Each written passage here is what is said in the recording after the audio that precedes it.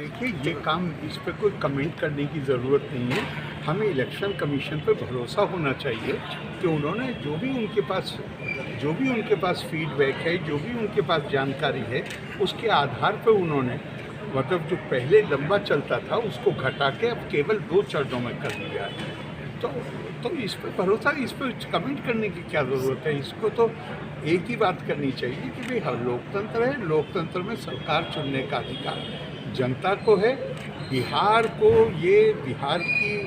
की विशेषता है कि बिहार की वजह से और भी कुछ जगह हैं, लेकिन ख़ास तौर से बिहार की वजह से हमारा अब ये दावा है कि हम दुनिया का सबसे पुराना लोकतंत्र हैं।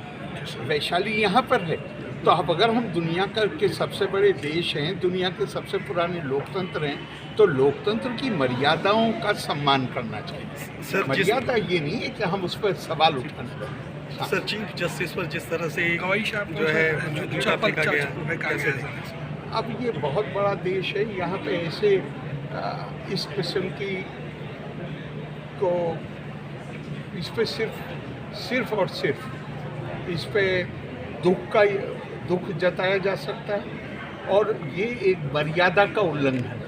लेकिन जैसा मैंने कहा कि ये बड़ा देश है, यहाँ पे हम ये सोचें कि कोई इस प्रकार के तत्व नहीं होंगे जिनके दिल में मर्यादा का कोई सम्मान नहीं है, तो ये भी गलत होगा।